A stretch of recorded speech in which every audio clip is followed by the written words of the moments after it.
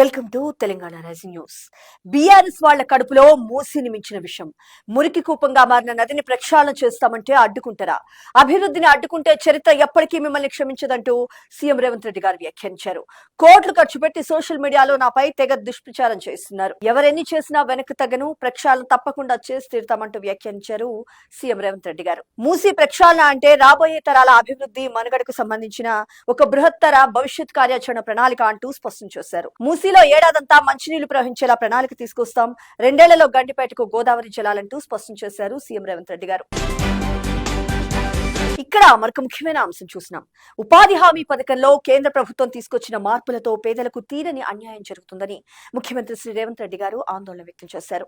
దీనివల్ల పేదలు మళ్లీ పట్టణాలకు వలసబాట పట్టాల్సిన దుస్థితి వచ్చిందని ఆవేదన చెందారు. నిరుపేద గ్రామీణులకు ఉపాధి హామీ కల్పించాలన్న సదుద్దేశంతో ఆనాటి యూపీఏ ప్రభుత్వం తెచ్చిన మహాత్మా గాంధీజీ జాతీయ ఉపాధి హామీ పథకాన్ని యథావిధిగా కొనసాగించాలని ఆయన కేంద్ర ప్రభుత్వాన్ని డిమాండ్ చేశారు. ఇక్కడ మరొక ముఖ్యమైన అంశం చూసినాం. నీళ్లు కాదు విషాన్ని సరఫరా చేస్తున్నారు. ప్రజారోగ్యాన్ని మధ్యప్రదేశ్ ప్రభుత్వం పూర్తిగా గాలి కొదిలేసిందంటూ కాంగ్రెస్ పార్టీ అగ్రనేత గౌరవ్ శ్రీ రాహుల్ గాంధీ గారు నిప్పులు చెరిగారు. పరిశుభ్రమైన నీరు పొందే ప్రజల హక్కును కాలరాశారంటూ ధ్వజమెత్తారు. బీజేపీ నేతలు పూర్తిగా అహంకారంతో మాట్లాడుతున్నారు. పేదలు మరణించినా మోడీ ఏ మాత్రం మౌనం పెట్టలేదంటూ నిప్పులు చెరిగారు. కలుషిత నీరు తాగి మధ్యప్రదేశ్ లోని ఇండోర్ నగరంలో పలువురు ప్రాణాలు కోల్పోయిన ఘటనపై కాంగ్రెస్ అధినేత రాహుల్ గాంధీ గారు తీవ్రంగా స్పందించారు. ఇక్కడ మరొక ముఖ్యమైన అంశం చూసినాం. అసలైన ఉద్యమకారులను గుర్తించేందుకు కమిటీ వేయాలి. గత సర్కారు హయాంలో ఏమాత్రం పారదర్శకత లేదంటూ PCC chief MLC Mahesh Kumar Goud గారు వ్యాఖ్యానించారు. ఉద్యమకారులకు ఒక వెల్ఫేర్ బోర్డు ఏర్పాటు చేయాలని ప్రభుత్వానికి విజ్ఞప్తి చేశారు. తెలంగాణ ఉద్యమకారులను గుర్తించడంలో పూర్తి పారదర్శకంగా నిజమైన ఉద్యమకారులకు న్యాయం జరిగేలా వెంటనే స్పెషల్ కమిటీ కావాలంటూ ప్రభుత్వాన్ని విజ్ఞప్తి చేశారు PCC chief MLC Mahesh Kumar Goud గారు. ఇక్కడ మరొక ముఖ్యమైన అంశం చూసినాం. గృహజ్యోతి పథకం కింద ఉచిత విద్యుత్ పొందేవారు 52,82,498 మంది ఉన్నారంటూ పేర్కొన్నారు డిప్యూటీ సీఎం మల్లు భట్టి విక్రమార్క గారు.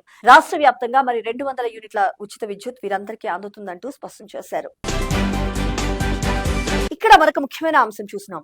ప్రజలపై అదనపు పన్నుల భారం ఉండదు, మెరుగైన సేవల కోసమే జీహెచ్ఎంసీ విలీనం అంటూ మంత్రి దుద్దిళ్ల శ్రీధర్ బాబు గారు వ్యాఖ్యానించారు. ఒకే పన్ను విధానం, సుస్థిరాభివృద్ధి కోసమే విలీనం. కార్పొరేషన్ల విభజనపై ఇంకా నిర్ణయం తీసుకోలేదు. భవిష్యత్తులో సిటీ శివార్లలో జనసాంద్రతను దృష్టిలో పెట్టుకుని వార్డుల విభజన ఉంటుందంటూ పేర్కొన్నారు మంత్రి దుద్దిళ్ల శ్రీధర్ బాబు గారు. ఇక్కడ మరొక ముఖ్యమైన అంశం చూసినాం. మహాత్మా గాంధీ జాతీయ ఉపాధి హామీ పథకం పేరు మార్చి జి రామ్జీని తీసుకొచ్చారు. మరి ఆ జి రామ్జీ వల్ల కోట్లాది మంది కూలీలపై దుష్ప్రభావం పడుతుంది అంటూ కూడా మంత్రి సీతక్క గారు వ్యాఖ్యానించారు. దీనివల్ల రాష్ట్రంపై ఏటా 1800 కోట్ల అదనపు భారం పడుతుందంటూ కేంద్రం తీరుపై నిప్పులు చెరిగారు మంత్రి సీతక్క గారు. కేంద్ర ప్రభుత్వ ఉపాధి హామీ పథకాన్ని నిర్వీర్యం చేసేలా వ్యవహరిస్తూనే రాష్ట్రాలపై పెను ఆర్థిక భారాన్ని మోపుతున్నారంటూ దుయ్యబట్టారు. పేదలకు 125 రోజులు పని దినాలు పెరిగాయని చెప్తున్నప్పటికీ కేంద్రం అమలు చేసేది కేవలం 75 రోజులే. మరి మిగతా 50 రోజుల ఉపాధిని రాష్ట్ర ప్రభుత్వమే కల్పించాల్సి ఉంటుందంటూ ఈ సందర్భంగా పంచాయతీరాజ్ గ్రామీణాభివృద్ధి శాఖ మంత్రి సీతక్క గారు విమర్శించారు.